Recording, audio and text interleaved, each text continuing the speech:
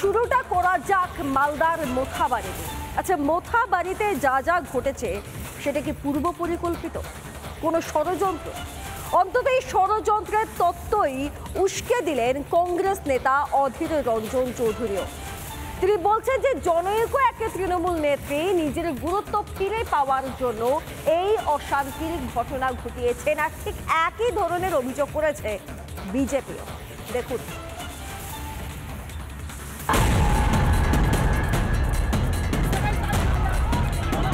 সেখানকার তৃণমূলের নেত্রী যার অবস্থা খারাপ হয়ে যাচ্ছে আগামী ভোটের আগে, তার পরিকল্পনায় এই দাঙ্গা হয়েছে। উনি দাঙ্গা করাচ্ছেন কারণ ওনাকে ভোট ব্যাংকটা কনসলিডেট করতে হবে। এই ভয়ঙ্কর রূপ আগামী দিনে আমরা কলকাতাতেও দেখবেন, হাওড়াতেও দেখবেন, সব জায়গাতে দেখবেন।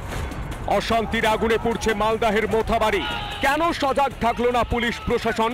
বিজেপি যখন পুলিশের বিরুদ্ধে পক্ষপাত ও নিষ্ক্রিয়তার অভিযোগ তুলছে, তখন গোটা ঘটনায় ষড়যন্ত্র তত্ত্ব উস্কে দিলেন কংগ্রেস নেতা অধীর চৌধুরী। মোথাবাড়িতে আমার কাছে খবর যে সেখানকার তৃণমূলের নেত্রী যার অবস্থা খারাপ হয়ে যাচ্ছে আগামী ভোটের আগে, তার পরিকল্পনায় এই দাঙ্গা হয়েছে। খোঁজ না হোক, দেখুন ধরা পড়ে যাবে সব।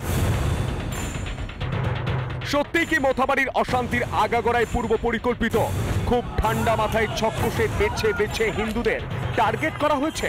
চক্রান্তের কথা তো তৃণমূল পরিচালিত জেলা পরিষদের সদস্যও বলছেন। টোটাল ম্যাটারটাই সাজানো রটানো, ঠিক না? এরকম কোনো ঘটনাই নাই মসজিদে, এরকম কোনো ঘটনাই ঘটেনি। আমাদের তারাবির নামাজ অনেক আগেই শেষ হয়ে যায়, কেউ আবিরও ছিটায়নি, কেউ ঘটকাও ছুড়েনি মসজিদে।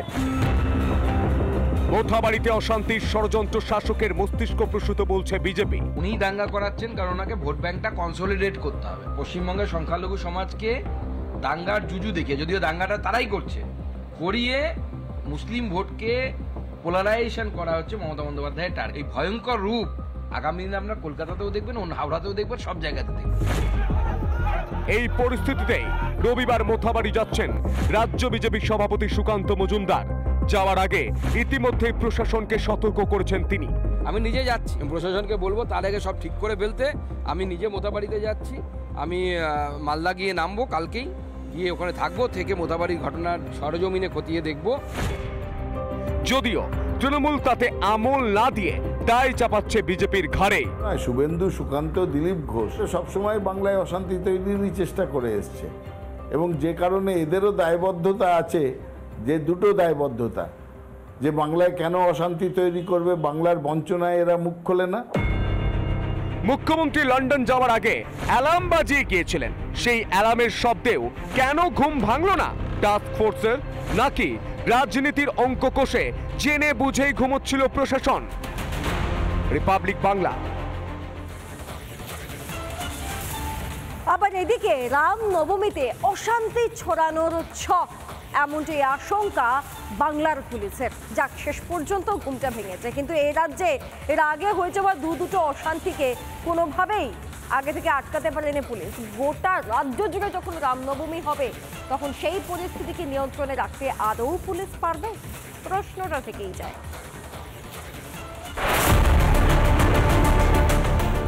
রামনবমীর দিন অশান্তির আশঙ্কা পুলিশের। ষড়যন্ত্রের পরিকল্পনার পূর্বাভাস পাচ্ছেন রাজ্য পুলিশের গোয়েন্দারা।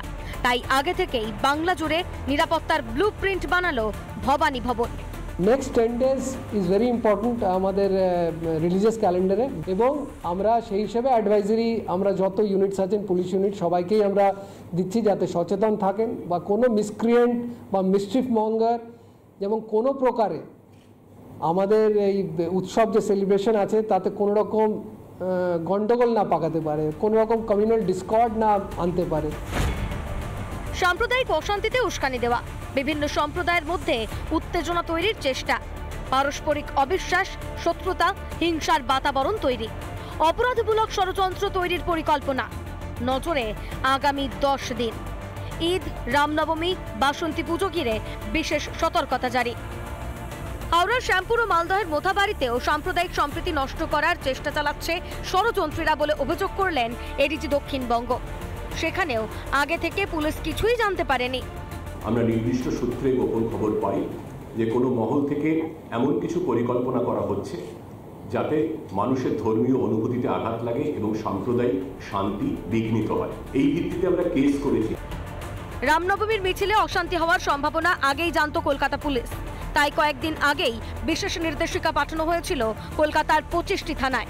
ডাইরেকশন আজকেও দেওয়া হয়েছে, তার এর আগেও দেওয়া হয়েছিল, আজকে অনেক বিস্তারে আমরা রিটেন ডাইরেকশন দিয়েছি। অশান্তিতে ইন্ধন যোগাচ্ছে কারা তা আগে থেকে কেন জানতে পারে না বাংলার পুলিশ? কেন প্রতি বছরের বাঁধা ধর্মীয় অনুষ্ঠানকে ঘিরে নতুন করে তোড়জোড় করতে হয় পুলিশকে? তাহলে কি ব্যর্থ বাংলার দুধে পুলিশ অফিসাররা? এই দুদিন আগে মালদার মোথাবাড়িতে যা যা ঘটনা ঘটেছে, তারপরে এই প্রশাসনের ওপর আদৌ কি কোনো মানুষের বিশ্বাস থাকে?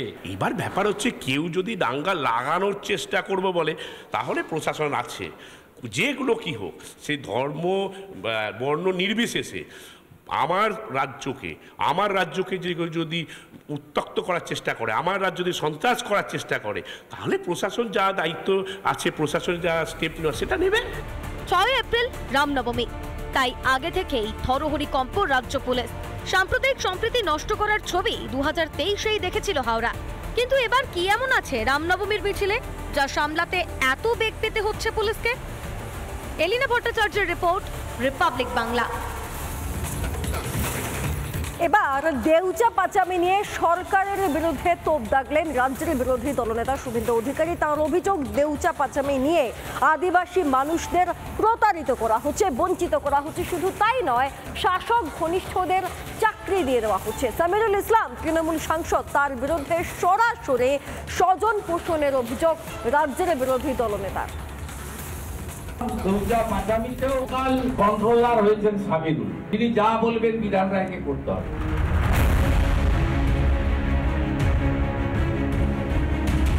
লন্ডনে বিনিয়োগ নিয়ে বড়াই করার সময় মমতার মুখে উঠে এসেছিল দেউচা পাচামির প্রসঙ্গ। এবার সেই দেউচা পাচামি কয়লা খনি প্রকল্প নিয়ে সরকারকে তীব্র আক্রমণ বিরোধী দলনেতা শুভেন্দু অধিকারীর। 1662 জনের চাকরি হয়েছে, কয়েকশো একটা নির্দিষ্ট সম্প্রদায় তুষ্টিকরণের রাজনীতি। আদিবাসীরা এবং ওখানকার অধিবাসীরা চাকরি পায়নি। কয়েকদিন আগে ডিএম বলেছেন এটা অস্থায়ী চাকরি, এটা স্থায়ী চাকরি নয়। জমিদাতা আদিবাসীদের বঞ্চিত করে চাকরি পাইয়ে দেওয়া হয়েছে তৃণমূলের রাজ্যসভা সাংসদ সামিরুল ইসলাম ঘনিষ্ঠদের। বিস্ফোরক দাবি বিরোধী দলনেতার। সামিরুল ইসলাম বলে একজন রাজ্যসভার সদস্য আছেন, তিনি 26 জনকে চাকরি দিয়েছেন যাদের জমি নেই, তাতে তার আত্মীয় স্বজনরাও আছে। যেসব চাকরি দেয়া হয়েছে তার বেশিরভাগই অস্থায়ী। কর্মসংস্থানের নামে আদতে ইচ্ছুক জমিদারদের সঙ্গে প্রতারণা করেছে সরকার। বীরভূমে বসেই শাসক দল ও সরকারকে নিশানা বিরোধী দলনেতার। বাদ যাননি বীরভূমের জেলাশাসক বিধান রায়ও। রিক্রুটমেন্ট স্ক্যাম এবং ল্যান্ড স্ক্যাম সবটাই তৃণমূল কংগ্রেস করেছে, লিডারশিপ দিয়েছে বিধান রায়। দেউচা পাচামিতেও কাল কন্ট্রোলার হয়েছেন সামিরুল, তিনি যা বলবেন বিধান রায়কে করতে হবে। চাকরির পাশাপাশি জমির পাট্টা বিলি নিয়েও প্রশাসনকে সরাসরি আক্রমণ করেছেন শুভেন্দু। যে ল্যান্ডে আদিবাসীরা বসে আছে, তাদের জমি না দিয়ে, পাট্টার খাতা হারিয়ে দিয়ে পূর্ব বর্ধমান এবং এলাকার বাইরে থেকে লোকজনকে পাট্টা দিয়ে দেওয়া হয়েছে। এদিকে শুভেন্দুর সমস্ত অভিযোগ ভিত্তিহীন বলে দাবি করে পাল্টা চ্যালেঞ্জ তৃণমূলের রাজ্যসভা সাংসদ সামিরুল ইসলামের। শুভেন্দু বাবুকে আমি ওপেন চ্যালেঞ্জ দিয়ে বলছি যে 1600 জন যে চাকরি পেয়েছে, একজনও যদি আমার কোনো আত্মীয়, আমার কোনো পরিচিত এবং আমার ফ্রেন্ড সার্কেলে কেউ যদি পেয়ে থাকে, সেটা আপনি প্রমাণ করুন। সব হয়েছে নিয়ম মেনেই। বিরোধী দলনেতার অভিযোগের প্রেক্ষিতে মন্তব্য বীরভূমের জেলা শাসকের। যখনই আমাদের নোটিফিকেশন বেরোলো, তারপরে আমাদের জমি কেনাবেচা কিন্তু আমরা বন্ধ করে দিয়েছি। কিন্তু তারপরেও কিছু জায়গায় আমাদের পাট্টার দরখাস্ত এসেছিল, এখনো আসছে। তখন আমাদের অ্যাপ্রোপ্রিয়েট অথরিটির সাথে এবারে আলোচনা মাফিক কিছু পাট্টার এরকম আমরা প্রসেসিং করেছি। তবে তৃণমূল যতই বিষয়টি উড়িয়ে দিক না কেন, বিজেপি কিন্তু দেউচা পাচামিতে আদিবাসীদের অধিকার পাইয়ে দেওয়ার লড়াইয়ে বদ্ধপরিকর। রামনবমী মিটলেই দেউচা পাচামিতে আরো বৃহত্তর আন্দোলনের ডাক দিয়ে এসেছেন শুভেন্দু। রিপাবলিক বাংলা। নানা ধরনের কন্টেন্ট দেখার জন্য লাইক করুন, শেয়ার করুন আমাদের ফেসবুক পেজ, সাবস্ক্রাইব করুন আমাদের ইউটিউব চ্যানেল। পাশাপাশি অন্যান্য ব্রেকিং নিউজের জন্য অবশ্যই চোখ রাখুন রিপাবলিক বাংলায়।